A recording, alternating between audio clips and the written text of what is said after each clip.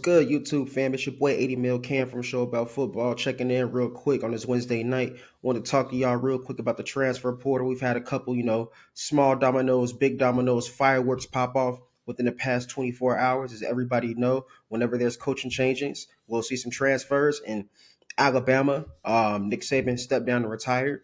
Kalen DeBoer has stepped in as a new head coach.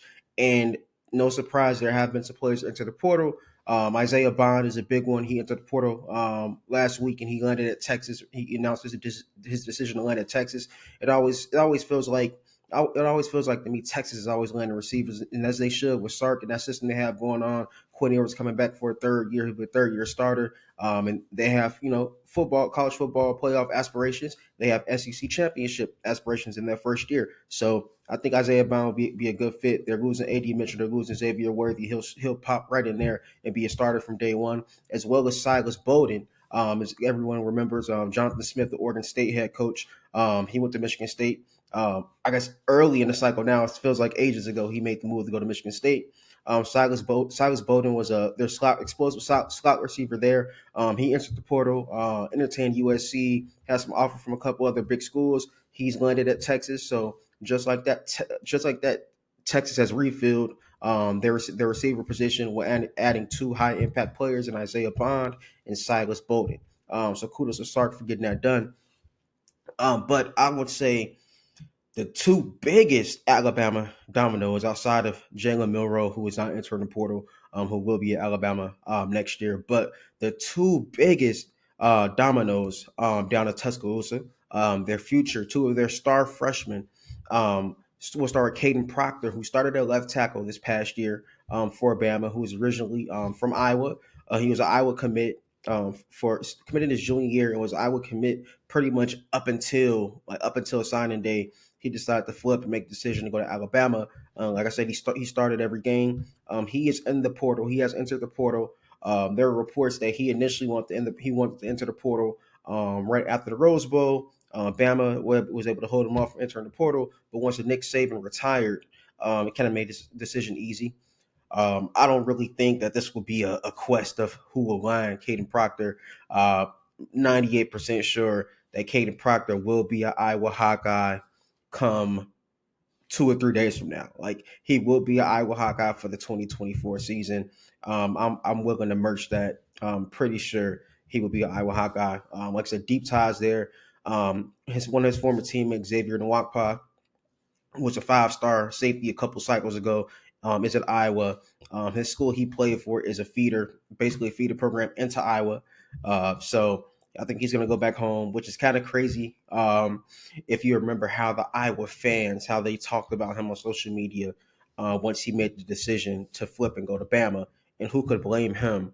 But, you never know what will happen in this portal world. I would say now more than ever, it's really important. It's really important to finish. If you don't get the player, you want to be second or third in the runner up for the high school cycle. If you don't get him as a recruit, you want to be in that top three where he liked you guys, but went to the other choice instead, because you never know what will happen, 12 months down the line, or 2-3 years down the line. You can get the developed, polished version of this player.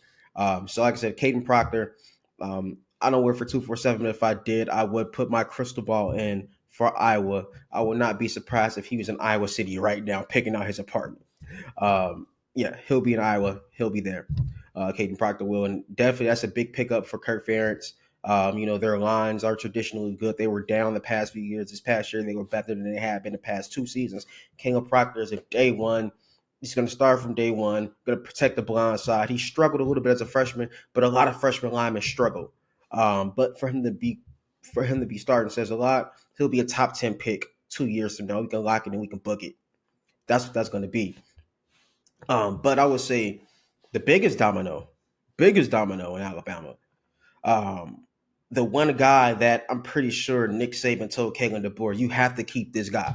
This is the guy you cannot let walk out of this door by any means necessary. Keep this guy. And that is safety, true freshman, Caleb Downs. If you guys follow college football recruiting, if you guys follow college football, period, you probably know Caleb Downs was spoke very highly of before he stepped foot on the Alabama campus.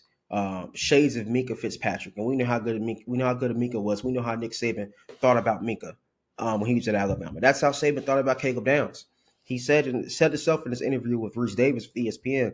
He said Malachi Moore and Caleb Downs were the two most difficult conversations he had to have when he announced his retirement. He made sure to let those guys know that, hey, I'm not going to be the coach, but I'm going to be here. I'm going to have an office. I'm going to be here every day. If you need me, hit me. You know what it is. That lets you know how Nick Saban thought about Caleb Downs, and he's someone, he as all freshmen, he had his ups, he had his downs, but far more ups and then downs. He finished the season with 107 tackles, 3.5 tackles for a loss, 2 interceptions. As a true freshman, he was a 247 Sports All American.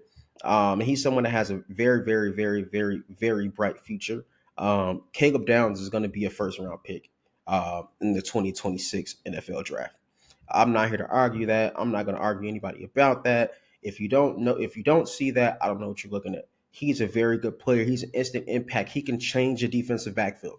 He can instantly flip. He can flip the fortunes of a defensive backfield day one. So wherever he goes, he's going to flip that day one. There was an interview with his father.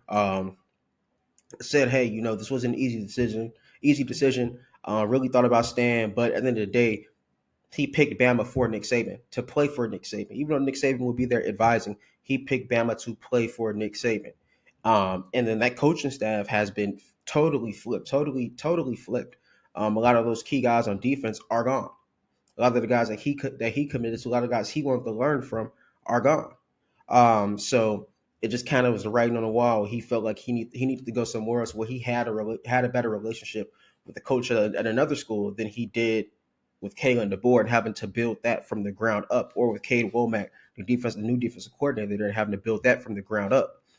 So he felt like it was best to leave. They are saying that a decision should be made within 48 hours. From what I've been hearing, is between Ohio State and Georgia. Those are two schools he thought very highly of, had great relationships with those staffs.